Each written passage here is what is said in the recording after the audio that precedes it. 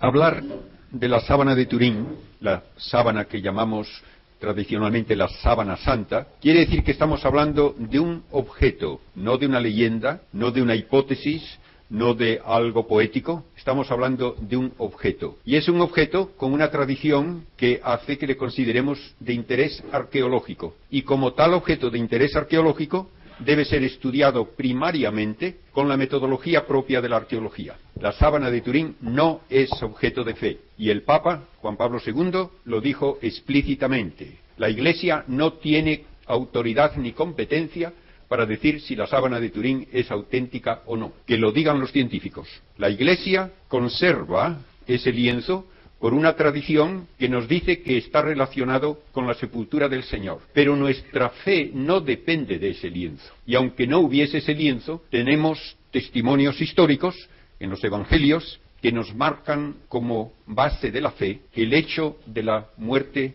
de la sepultura y la resurrección de Cristo. Y esto no depende de ningún objeto arqueológico. Ahora bien, la fe cristiana se distingue de todas las demás religiones en que afirma hechos históricos en los cuales se basa. Y así, la fe tiene que comenzar con el proceso de conocimiento humano que es propio de los hechos históricos. La palabra fe se usa muchas veces de una forma ambigua, de una forma que no distingue significados y que, sin embargo, necesita ser cuidadosamente delimitada para no decir incluso blasfemias.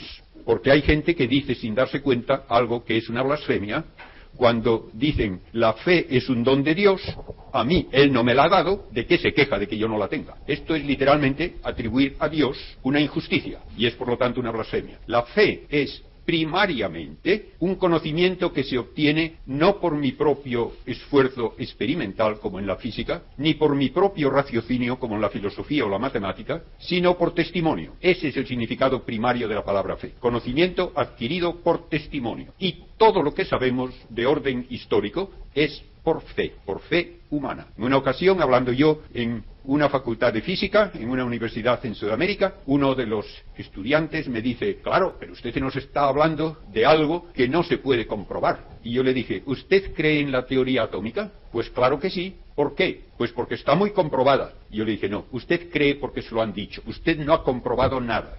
Ni le sería posible comprobar nada. Usted lo cree porque se lo han dicho personas dignas de crédito, y el testimonio humano en esas condiciones es razón suficiente de certeza. Y esto es lo que ocurre, por ejemplo, en un juicio criminal, cuando por testimonio se decide que una persona es o no es culpable. No hay ningún aparato que mida la culpabilidad de alguien, por lo tanto no se hace con ningún experimento, se hace por una inferencia lógica que en la mayor parte de los casos se basa en testigos. ¿Cómo sé yo que existió Sócrates? Por testimonio histórico. ¿Cómo sé yo que existió Cristo? De la misma manera, por testimonio histórico. ¿Cómo sé yo lo que enseñó Sócrates?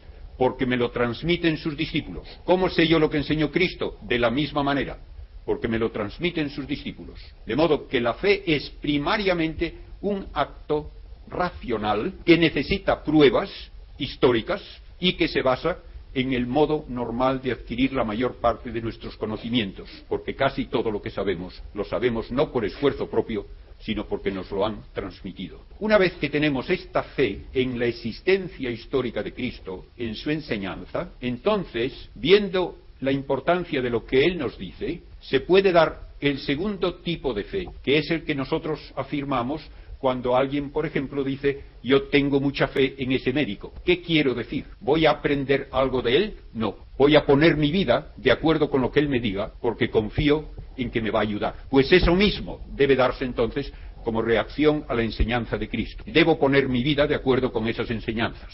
Y este es un acto de mi voluntad.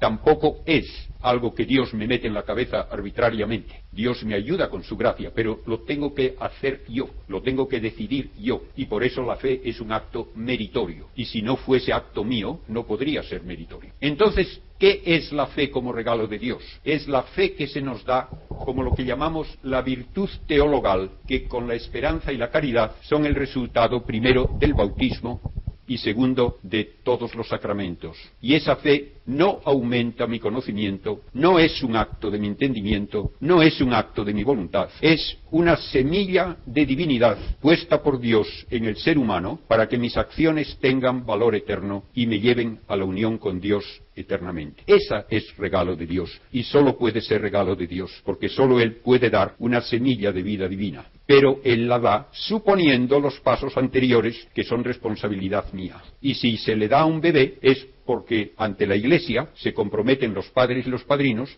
a que ese bebé va a ser instruido y va a ser educado para que sepa sus responsabilidades como creyente. De modo que, como ven, no es una cuestión de sentimiento la fe, y menos todavía la irracionalidad de lo que dicen generalmente los protestantes de creo porque sí, sin razones para ello. Tenemos que tener razones, si no, nuestro acto de fe sería irracional y por tanto no sería un acto humano. Ahora bien, si el primer paso de la fe es el establecer hechos históricos, entonces un objeto de valor arqueológico que me da información histórica puede tener importancia para reforzar las bases de mi fe. Así es.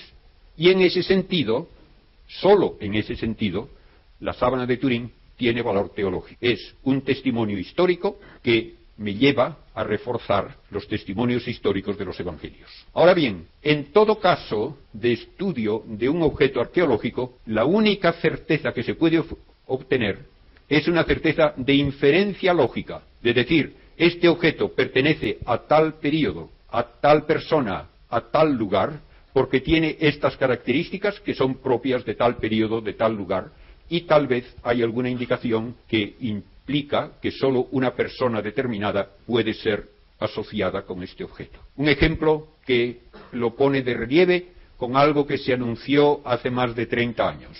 Se anunció que se había encontrado la tumba de Filipo de Macedonia, el padre de Alejandro Magno. ¿Por qué se identificó así? Porque se encontró una tumba en Macedonia de un estilo y en un estrato del suelo correspondiente a la época de Filipo, de unos 4 siglos antes de Cristo. Dentro había un esqueleto de un varón que tenía que ser una persona muy importante porque estaba rodeado de joyas y de ofrendas valiosas. Y bajo el ojo derecho, en el hueso, tenía una herida fuerte. ¿Qué dicen los historiadores? Que Filipo de Macedonia murió de un flechazo en el ojo derecho cuando estaba asediando una de aquellas ciudades. Con este solo dato se afirmó ya la identidad. Tiene que ser un señor de aquella época, de gran prestigio, de gran rango, y tiene que ser un señor que murió de un flechazo en un ojo. Y el único del que sabemos con esas características es Filipo de Macedonia, por lo tanto se dice esto. ¿Hubo alguien que discrepase? Nadie. ¿Por qué? Porque al fin y al cabo a nadie le importa un comino que fuese de Filipo de Macedonia o no. No tiene efecto alguno en mi vida. Sin embargo, cuando se presenta un objeto que tiene no una cosa coincidente, sino cientos de características que solamente pueden atribuirse a que se usó como mortaja en el caso de un crucificado de la época romana, que además de ser crucificado fue coronado de espinas, que fue azotado con la metodología y los instrumentos romanos, que fue alanceado en el costado después de muerto con una lanza romana. Cuando se dice todo eso, no basta. ¿Quién iba a ser? Cualquiera menos Cristo, es lo que vienen a decir algunos. ¿Hay alguna indicación de que a algún crucificado se le crucificó después de coronarlo de espinas, excepto Cristo? No. ¿Hay alguna indicación de que algún crucificado después de muerto le dieron una lanzada en el corazón? No, excepto Cristo. Pero eso no basta. ¿Por qué? Porque si tengo que aceptar la historicidad de Cristo y de los evangelios, no puedo simplemente decir eso no me importa. Y por tanto hay gente que lo ha dicho explícitamente. Pueden encontrar todas las pruebas que quieran, yo no las aceptaré. Como dicen mis amigos norteamericanos, de los que he aprendido muchas cosas, a veces muy de sentido común, la actitud de esa gente es: yo ya tengo mis ideas, no me confunda usted con hechos. No importan los hechos. Bien, dicho esto, pues, tenemos que tener una mente abierta a la verdad y estudiar este objeto con la metodología propia de la arqueología científica. ¿Qué quiere decir? Que lo estudiamos en su materialidad primero. Es un lienzo. ¿Qué tipo de lienzo? ¿De qué está hecho? ¿Qué tipo de tejido es? ¿Qué tipo de telar?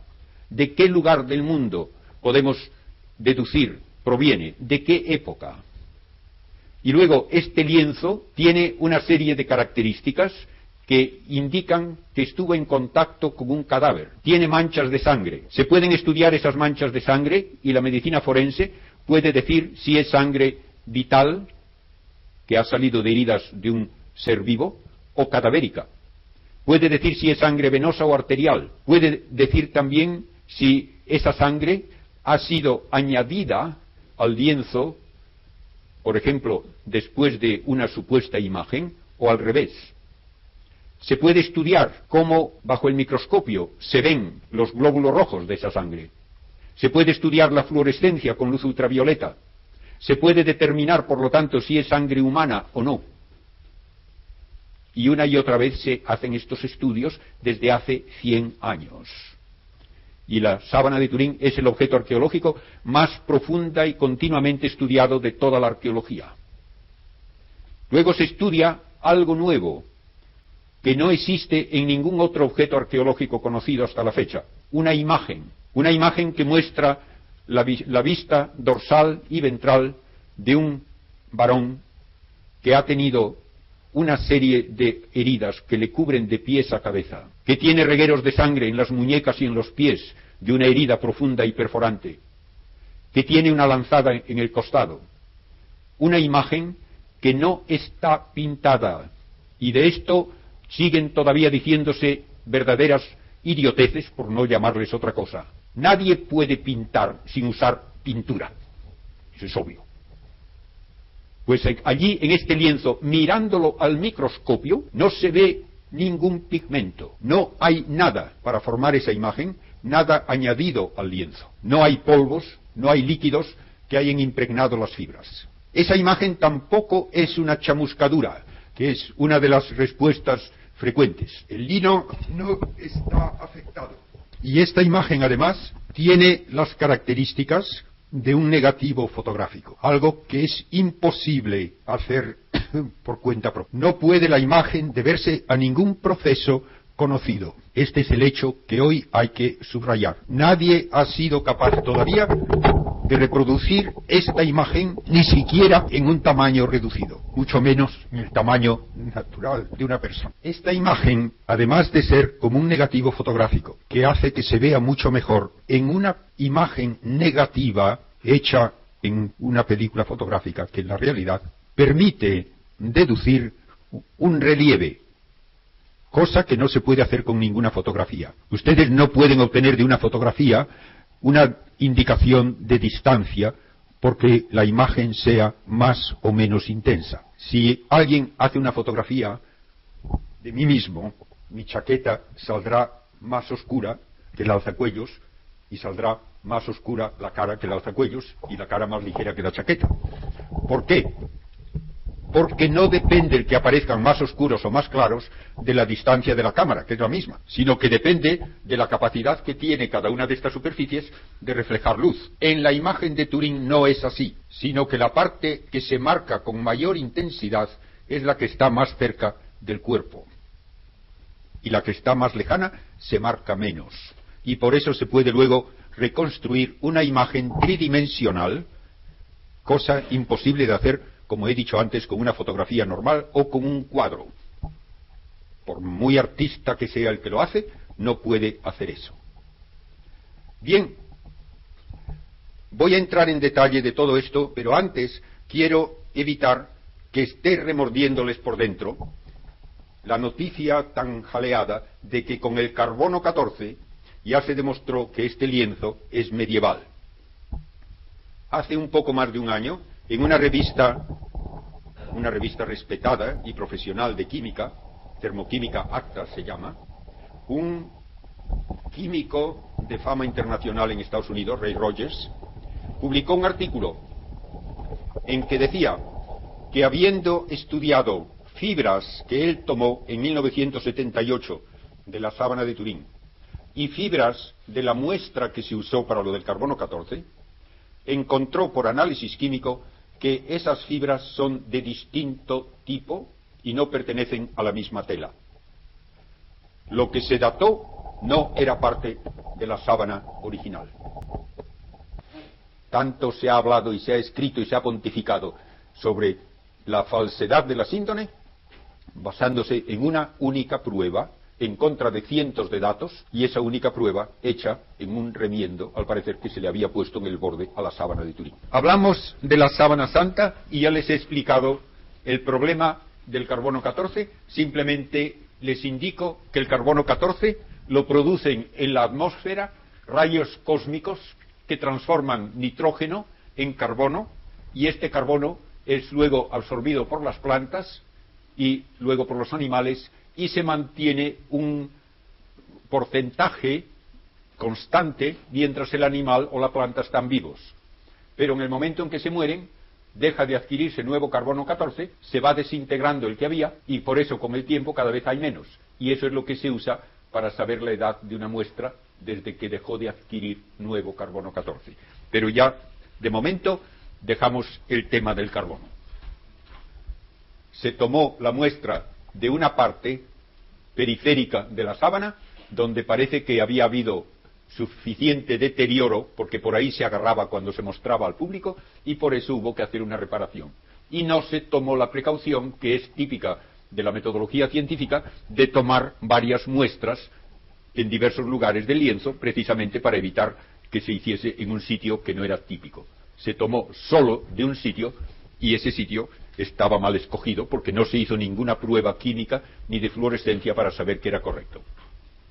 Con eso ahora vamos a hablar de la imagen y de lo que nos da de información la sábana, que proviene de la zona de Palestina, de Jerusalén, una zona rocosa junto al río Jordán, donde estaba naturalmente la Jerusalén antigua, y esta Jerusalén antigua tenía una muralla todo alrededor, y fuera de la muralla era donde se crucificaba. No hay monte Calvario. Lo que llamamos el Calvario era un peñasco al lado casi de la muralla, en una zona donde también en la roca se excavaban tumbas, puesto que las tumbas judías eran cuevas hechas horizontalmente en una roca adecuada. Hoy día, en la iglesia del Santo Sepulcro en Jerusalén, están bajo la misma cúpula de la iglesia el Calvario y el sepulcro, de modo que estaban muy cerca el uno del otro, y como dice el Evangelio, como esta tumba, que era además nueva, no usada, estaba muy cerca y se echaba encima el sábado, por eso consideraron que era adecuado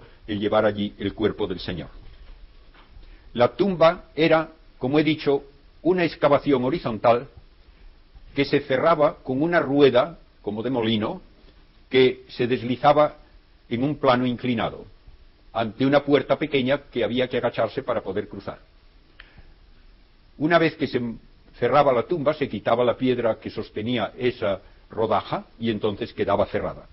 Cuando el Evangelio habla de que las mujeres iban el domingo, lo que ellas se preguntaban era quién nos hará quitar o quién nos podrá quitar la puerta, la piedra, porque ellas no tenían fuerza para hacerla rodar, y cuando llegaron se encontraron con que la piedra ya estaba removida. Una vez que se entraba en la tumba, se veía una especie de antecámara donde se podía preparar el cuerpo en detalle ya para el entierro, y se hacía con una sábana de doble tamaño que la talla de la persona, que se ponía sobre una repisa de piedra, el desnivel aquí no era más que de unos 20 centímetros, se ponía encima el cuerpo, se le añadían tal vez resinas para evitar putrefacción y malos olores, la sábana luego iba sobre la cabeza hasta los pies, y en muchos casos se usaban algunas ataduras para retener también las resinas y los elementos que habían añadido como aromas.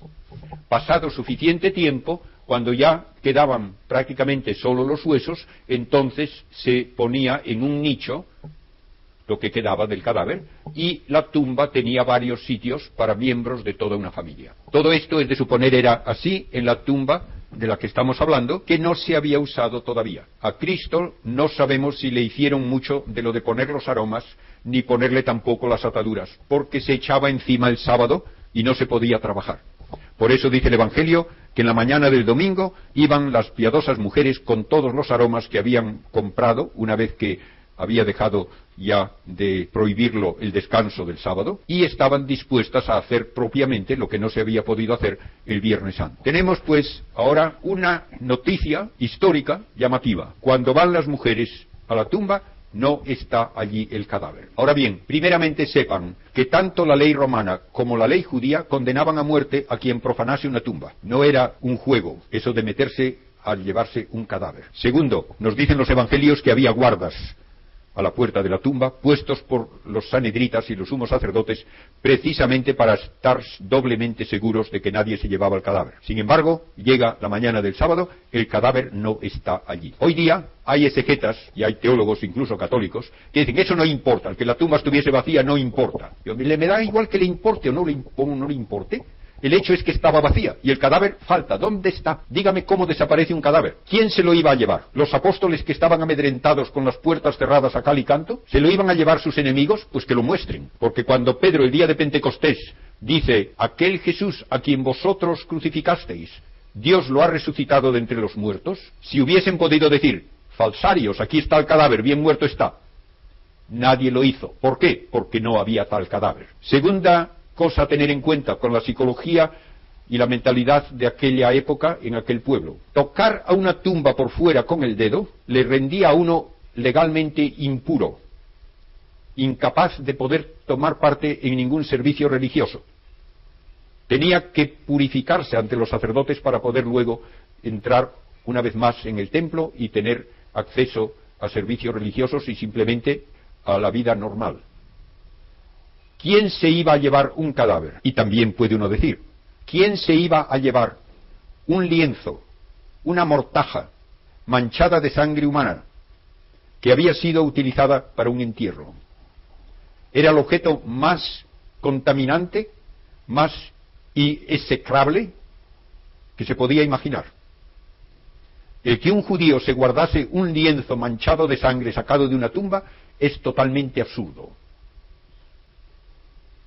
Y sin embargo, los lienzos desaparecen y se habla de ellos muy pronto, diciendo que son los lienzos en los que se amortajó a Cristo.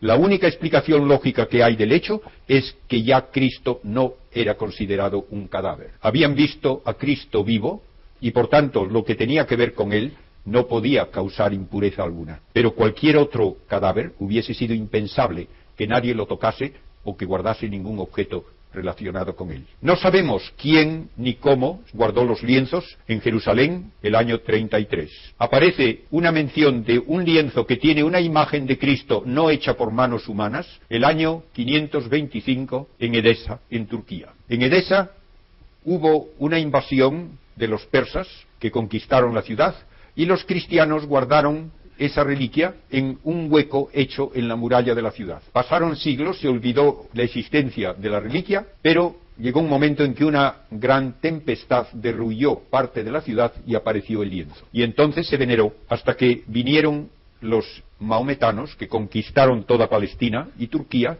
se apoderaron de Edesa y así hasta que el año 944 el emperador de Constantinopla, cristiano, se enteró de que en poder de los maometanos en Edesa había un lienzo que tenía una imagen del Señor no hecha por manos humanas. Envió un ejército, puso sitio a la ciudad y exigió que le entregasen esa reliquia.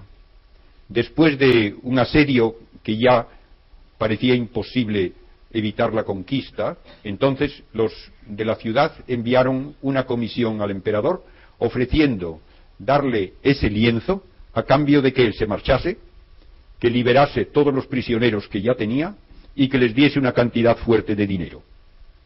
Se vino a un acuerdo y el año 944 se llevó el lienzo a Constantinopla y allí se puso en una iglesia llamada Santa María de Blanquerna, donde se mostraba a los fieles especialmente los viernes. Y unas veces parece que se mostraba doblado, de modo que solo se veía la imagen de la cabeza, y otras veces desplegado y se veía toda la imagen del cuerpo. Allí estuvo siendo venerado de esa manera hasta que en el año 1204 los miembros de la Cuarta Cruzada que iban desde Europa a Palestina fueron convencidos por el emperador de Constantinopla, que había sido depuesto, para que le ayudasen a recuperar el trono, prometiendo pagarles generosamente. Ellos consiguieron reponerle en el trono, echando al usurpador, y acamparon junto a Constantinopla esperando su paga. Pasaron 2 años sin que les diesen nada, y se hartaron, y decidieron cobrarse por su cuenta saqueando Constantinopla. Lo hicieron, y en ese saqueo desapareció la sábana de la iglesia donde estaba. no se supo quién se la llevó. El emperador envió una carta a Roma pidiendo que se la devolviesen, que era una reliquia sagrada. El Papa no sabía quién se la había llevado y nada pudo hacerse. Pero poco tiempo más tarde, como 150 años más tarde, en Liry, en Francia, aparece entre las posesiones de un heredero de un caballero cruzado un lienzo que se dice es el que envolvió el cuerpo del Señor en el sepulcro. Hubo bastante polémica de si era o no era auténtico, a quién pertenecía. Había al parecer copias que se querían pasar como auténticas, pero finalmente, para no entrar en más detalles históricos, pasó a ser propiedad de la Casa de Saboya. Los duques de Saboya, que tenían posesiones en Francia, entregaron como paga unos castillos y no sé cuántas otras posesiones, y se llevaron la sábana a su sede central en Chambéry. Allí, el año 1532, hubo un incendio que dañó considerablemente a la sábana. La sábana estaba doblada en 48 dobleces, dentro de un arca de madera recubierta de una aleación de plata. El calor del incendio fue suficiente para fundir parte de la plata, que cayó sobre una esquina y quemó todos los dobleces. Echaron agua, que dejó también manchas y huellas, pero la imagen, gracias a Dios, apenas sufrió. Allí estuvo en Chambéry hasta que en 1578, o sea, unos 45 años más tarde, San Carlos Borromeo, que estaba en Turín y era ya muy anciano y de salud muy endeble, había hecho un voto de ir a venerar la sábana del Señor y no podía ya pensar en un viaje a través de los Alpes para hacerlo. Entonces los duques de Saboya, que tenían también posesiones en Turín, llevaron la sábana a Turín y allí ha estado desde entonces. Bien, podemos decir históricamente que se sabe cierto que la sábana de Constantinopla es la misma que aparece en Francia.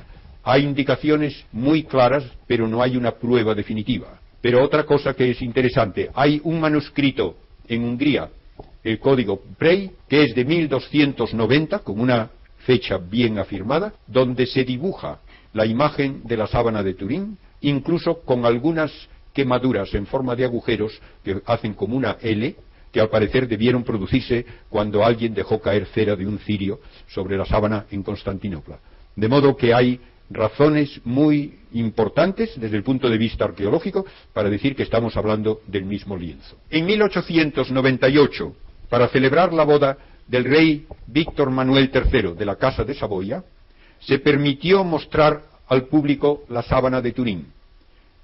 Hasta entonces no había una norma de si se mostraba o no se mostraba, pero se había permitido en muchas ocasiones que pintores hicieran copias, que muchas veces terminaban tocándose al original para darles el valor de reliquia. Solo en España hay por lo menos 20 copias.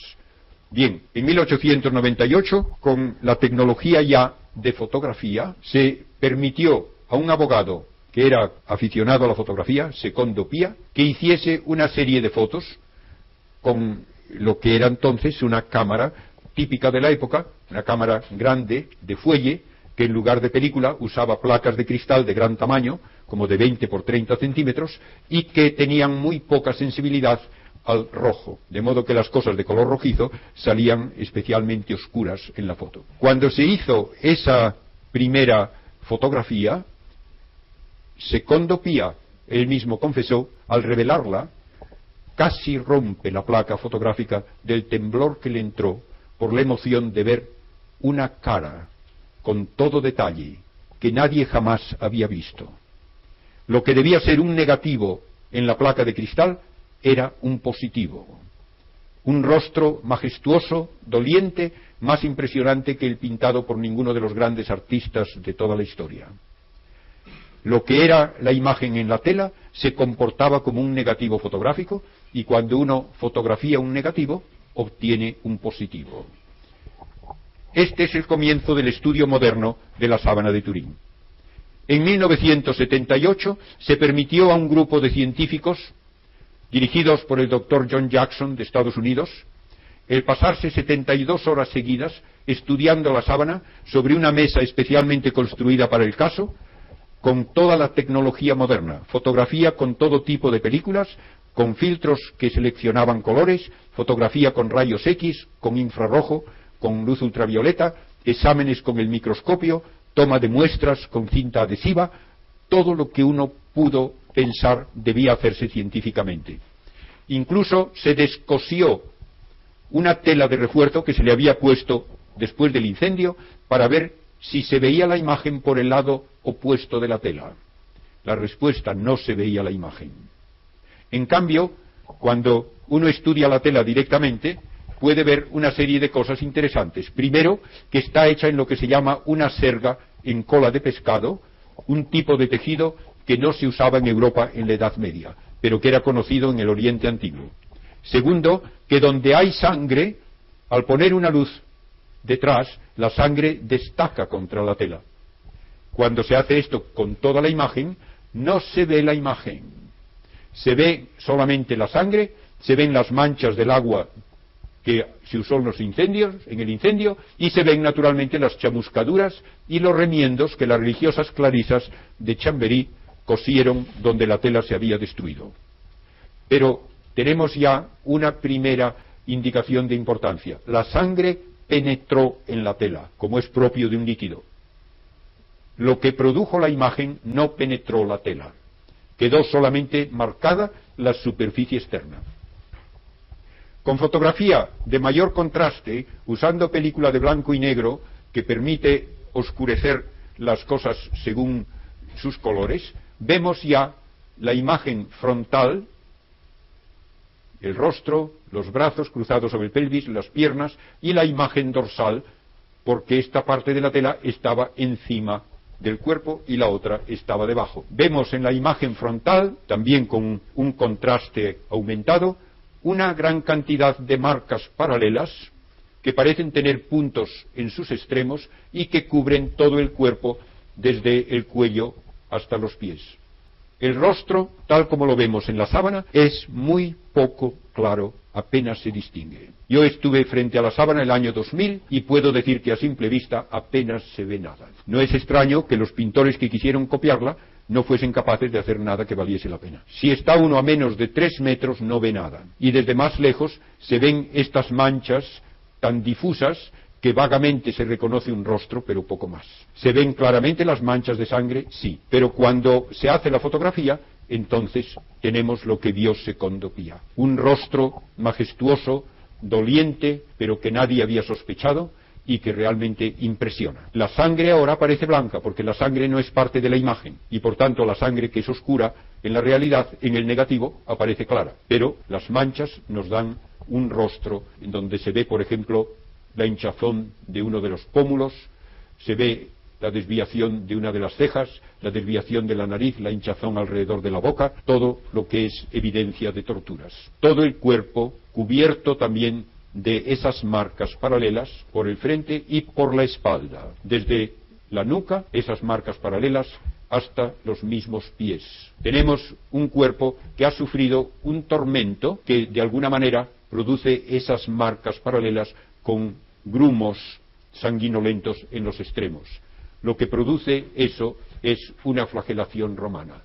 Y esto lo sabemos por conocimiento arqueológico, porque los romanos usaban un latigum flagrum, con un mango de madera, correas de cuero y luego bolas metálicas en barritas o huesos para desgarrar la carne.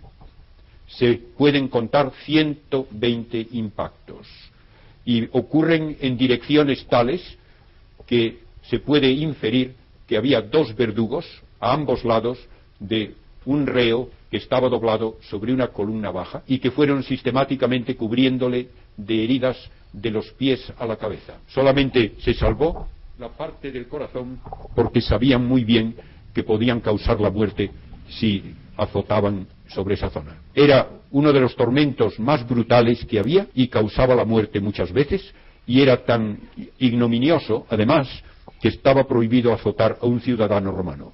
Solamente se aplicaba a esclavos, a traidores, a aquellos que no eran ciudadanos romanos. En la parte posterior de la cabeza, vemos la parte anterior cabeza abajo, pero la parte posterior, hay una serie de grumos de sangre vital que cubre toda la parte de atrás de la cabeza hasta la nuca. Se deben a heridas punzantes.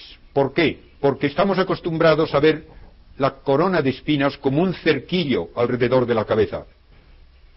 Nos dicen los historiadores que en aquel entorno del cercano oriente, corona no significaba un cerquillo alrededor de la cabeza, significaba un casco que cubría toda la cabeza, y los soldados cubrieron toda la cabeza de Cristo con espinas, y quedó marcada toda la parte de la cabeza que se ve en la imagen con esas huellas sanguinarias, porque fue un capacete completo de espinas lo que le pusieron, y donde los soldados además se ensañaron con sus golpes cuando le mofaban como rey. En la parte de la espalda, cerca de los hombros, hay una zona difusa donde las marcas de los azotes aparecen borrosas y hay como una zona sanguinolenta de gran tamaño. Esto se debe a otra manera que tenían los romanos de llevar a la crucifixión, distinta de lo que nosotros nos imaginamos por no saberlo. En todos los Vía Crucis ven ustedes a Cristo con la cruz a cuestas, la cruz armada sobre un hombro, y tal vez el cirineo llevando el otro extremo. Eso es falso. Cuando se llevaba la cruz, el poste vertical de la cruz estaba ya en el sitio de la crucifixión, y el reo llevaba el travesaño horizontal sobre los hombros, con las manos atadas y atado también a un tobillo, el madero, que pesaba de 30 a 40 kilos. Y si había varios, iban en una ristra, de tal manera que si uno de ellos caía, se caían todos, y no podían protegerse de la caída. Por tanto, probablemente no solo la rodilla, sino el rostro mismo terminaba chocando contra el suelo. El cartílago de la nariz en la imagen de Turín aparece roto, desviado. No sabemos si es debido a un golpe dado por un soldado o a una caída. Se ha encontrado también en la sábana restos de tierra, de arena, en la zona de las rodillas. Una vez que llegaban al sitio de la crucifixión, se crucificaba con 2 clavos a través de la muñeca, no de la palma de la mano. Otra cosa que no se conocía en la Edad Media, por eso no hay ningún crucifijo de la Edad Media representando a Cristo con los clavos en las muñecas, pero que muy pronto, ya a comienzos del siglo XX, después de la fotografía de Secondo Pia, un médico francés, el doctor Barbet, demostró tenía que ser así, porque el peso de un cuerpo humano colgado de 2 clavos por la palma hace que se desgarre la palma y el cuerpo se desploma. Los romanos sabían eso y entonces ponen el clavo entre los huesos de la muñeca. Sobre todo, la salida es por la muñeca, aunque puede ser que entrase el clavo por la parte inferior de la palma. El clavo tenía aproximadamente 1 centímetro cuadrado de sección y unos 18 centímetros de largo. Y lo sabemos porque se ha encontrado un clavo todavía entre los huesos de un crucificado cuya tumba se halló en Jerusalén no hace muchos años. Los pies marcan la planta del pie derecho. Recuerden que esto está marcado sobre un lienzo que está debajo del cuerpo, y el pie izquierdo está encima, retorcido y parcialmente visible, de modo que un solo clavo pasaba por ambos y servía también de soporte para el peso del cuerpo contra esos huesos del pie. Se ha podido sugerir que una moneda del siglo X de Bizancio se inspiró en la sábana de Turín porque muestra a Cristo con un pie normal y otro retorcido y más corto, y llegaron incluso a pensar que Cristo era cojo. Y hay imágenes de la Virgen con el niño, donde el niño ya tiene el pie izquierdo deforme, retorcido, y la pierna más corta. No hay razón lógica de que eso se pensase, si no es basándose en las observaciones de la sábana cuando se veía en Constantinopla. Y por eso probablemente también todas las cruces bizantinas tienen un travesaño inclinado, porque creían que hacía falta clavar los 2 pies a 2 alturas distintas. No hay ninguna otra razón de que se haga eso, si no es esta. La herida del costado marca el tamaño de una hoja de lanza romana que penetró en el costado derecho, entre las costillas quinta y sexta, y llegó al corazón atravesando el pulmón. Uno podría pensar que un soldado que no sea zurdo, más bien tenderá a herir el lado izquierdo del que tiene enfrente. Sin embargo, nos dicen también los historiadores que a los soldados romanos se les entrenaba para que atacasen siempre al enemigo por el lado derecho, porque el lado izquierdo solía estar protegido por un escudo. Entonces un soldado romano actúa de la manera que estaba acostumbrado. La sangre que sale es sangre ya cadavérica que fluye y más tarde, cuando se mueve el cadáver, vuelve a fluir y deja un reguero a través de toda la espalda. Y es sangre con grumos mezclada con suero que da lugar a la expresión de que sale sangre y agua. Volviendo a la imagen, con técnicas normales de fotografía, que se pueden aplicar a cualquier fotografía, se puede obtener una especie de bajorrelieve que hace resaltar todas las heridas, los grumos de sangre y también las quemaduras y las arrugas de la tela. Esto no es nada especial. Yo he hecho cosas de estas en el laboratorio para producir una especie de bajorrelieve que puede ser interesante como un esfuerzo artístico o para que se vea mejor algo. Esto da lugar a una imagen que parece tener una cierta tridimensionalidad, pero que no es verdaderamente una indicación de distancia de las diversas partes con respecto al lienzo. En cambio, si pensamos ahora en el lienzo como fue utilizado, parece ser que hubo algo que, siguiendo la perpendicular al lienzo de abajo, no al de arriba necesariamente, o sea, siguiendo la vertical, marcó por la espalda una imagen, aun en sitios donde no había contacto, y también en la parte superior marcó una imagen, aun en aquellos sitios donde no había contacto. Ya los pintores antiguos se daban cuenta de que esta era la manera en que se había utilizado la sábana de Turín. Y el doctor Jackson, poco después de ir a Turín en 1978, hizo un experimento de laboratorio poniendo un voluntario con una tela de consistencia semejante y midiendo las distancias de la tela al cuerpo a todo lo largo de la línea central. Comparó luego esto con la intensidad de la imagen medida a lo largo de la misma línea central y vemos que hay una correspondencia correcta. Donde la tela estaba más cerca del cuerpo, la intensidad de la imagen es mayor. Utilizando, pues, una fórmula matemática que convierte intensidad en distancia, se pudo hacer una reproducción tridimensional. Algo que, repito, no puede hacerse con ninguna fotografía ni pintura.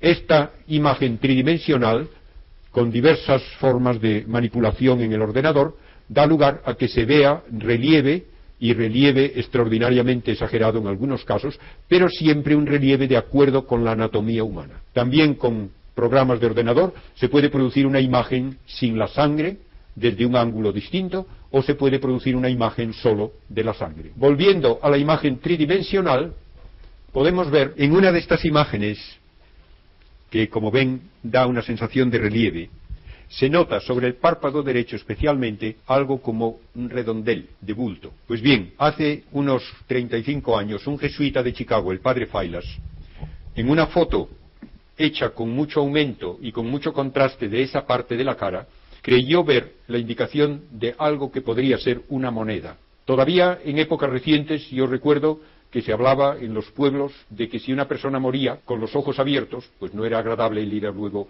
a ver al difunto con los ojos abiertos, se le cerraban los párpados y se le ponía encima una moneda hasta que ya quedaba con el rigor mortis, quedaba rígido el cuerpo y entonces ya quedaba el ojo cerrado.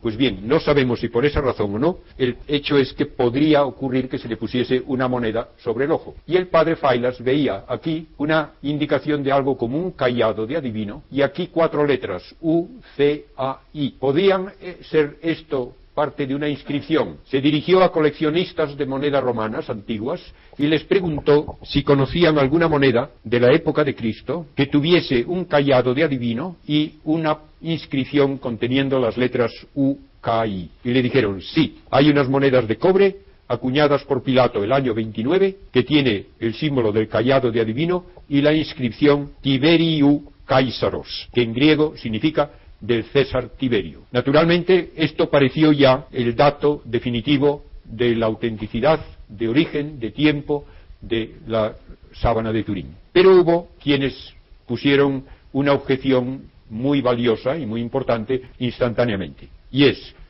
la palabra Caesaros, en griego, no se escribe con C, se escribe con K. Por tanto, el decir que ahí hay una moneda que tiene una falta de ortografía, es equivocarse y ver lo que uno quiere ver.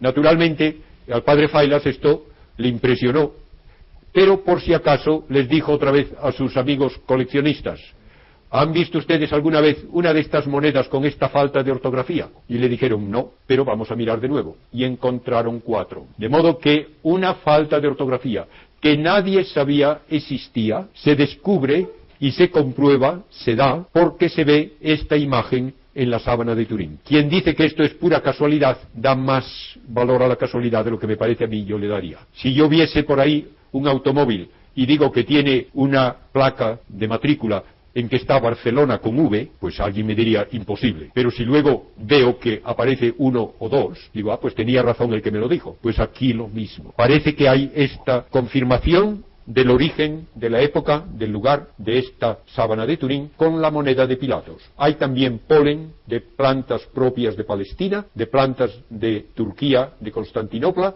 de plantas de Francia y naturalmente de Italia. De modo que se puede reconstruir la trayectoria histórica. Y se ha hecho en el laboratorio una comparación del espectro de una mezcla de sangre, aloe y mirra sobre un tejido y coincide con lo que se ve en la sábana. Se ha dicho que el arte bizantino se inspiró en la sábana de Turín. Yo no puedo dar esto como una prueba. A mí me parece que la cara de Cristo en la sábana de Turín tiende a ser mucho más rectangular que lo que veo en los iconos del Oriente, pero ustedes pueden tener su opinión. A mí me gusta bastante más la de la sábana de Turín que la de todos estos iconos. Se ha sugerido que se podía haber hecho la imagen como se puede hacer con un medallón de bronce caliente prensado contra una tela que la chamusca, y entonces al fotografiar la chamuscadura se obtiene un positivo y parece algo lo que hay en la sábana. Pero esto es imposible hacerlo sin chamuscar el lino, y en la sábana el lino no está chamuscado. Y es totalmente imposible hacerlo con un bajorrelieve de tamaño natural, simultáneamente frente y espalda, y además con toda esa información cultural e histórica de que les he hablado, que no se conocía en la Edad Media. Otros han dicho que una radiación térmica marcó como a fuego la sábana. El infrarrojo, que es calor, puede dar lugar a imágenes en película fotográfica especialmente sensible, donde las partes más calientes aparecen más marcadas, no las partes más cercanas, sino las partes más calientes. De modo que tampoco vale. Y ya con eso les voy a añadir unos minutos nada más, unas palabras sobre Oviedo y otro lienzo que hay allí, el sudario de Oviedo, aproximadamente un poco menos que este tamaño, que tiene por el centro una doblez donde coinciden manchas de sangre diluida y regueros de sangre que corresponden también a un cadáver. Cuando se ilumina por transparencia se ve la sangre intensamente y tiene características de ser sangre que salió por la nariz y la boca, manchó y empapó la barba y el bigote y luego manchó la nariz y las cejas porque probablemente estaba mirando hacia abajo el rostro cuando se llevaba ese cuerpo con una mano sosteniendo el lienzo contra la apertura de la nariz. Todo esto se confirma con el hallazgo de sangre humana del mismo tipo que la que hay en Turín y con las características del lienzo también coherentes con lo que se hacía en Palestina hace 2000 años y también con polen de Palestina. Hay manchas que corresponden a heridas de orificios hechos en vida, probablemente porque ese lienzo estuvo contra la nuca de alguien que tenía heridas punzantes. Todo ello, nos dicen los historiadores, está de acuerdo con la ley judía que exigía que a quien moría violentamente debía cubrirse el rostro mientras se le preparaba para la tumba. Entonces usaron un paño que llevaban frecuentemente los judíos para limpiarse el sudor, lo llevaban a la cintura, un sudario, y se lo pusieron alrededor de la cabeza. Cuando luego Juan y Pedro fueron al sepulcro, dice el Evangelio de Juan, vieron la sábana aplanada en el suelo y el otro lienzo que había estado sobre su cabeza, no con la sábana en el suelo, sino enrollado aparte en su propio lugar. Esto sería el sudario de Oviedo. Está bien atestiguado históricamente como reliquia que se llevó en el siglo VIII desde Toledo a Oviedo, huyendo de los musulmanes. El siglo XI, el rey Alfonso VI de Castilla, con el Cid Campeador y sus nobles, firmaron un acta de que había esta reliquia en el arca llevada desde Toledo, y tiene todos los visos de coincidir con lo que ocurrió en el Calvario. Hay orificios cónicos, como de haber usado algún tipo de alfiler para sujetarlo cuando estaba alrededor de la cabeza, estuvo anudado también en la parte superior de la cabeza, y aunque se ha tratado con poco cuidado a través de los siglos, incluso se encuentra carmín de labios de piadosas damas que lo besaron, hay muchísimos datos que indican que sí es un complemento de la sábana de Turín. Las manchas coinciden con un rostro humano, el tamaño de la nariz coincide al milímetro con el que se ve en la sábana de Turín, y una reconstrucción en yeso muestra cómo era el rostro al cual se aplicó ese lienzo. De modo que tenemos dos documentos arqueológicos que se refuerzan y complementan, que son con toda probabilidad auténticos y que nos muestran lo que sufrió el Señor. Y termino con una imagen de la Catedral de Santiago, donde con un sentido teológico muy profundo se ve a Cristo consolando a Adán. Cristo ha sustituido al viejo Adán como el nuevo Adán, pero trae la salvación a todos los hombres. Y esa imagen de Cristo sufriente de la síndrome es ciertamente conmovedora, la más hermosa, la más impresionante que tenemos en toda la iconografía. Creo que podemos decir con confianza que nuestra fe se basa en hechos históricos y que la sábana de Turín y el sudario de Oviedo confirman lo que dijeron los evangelios. Muchas gracias.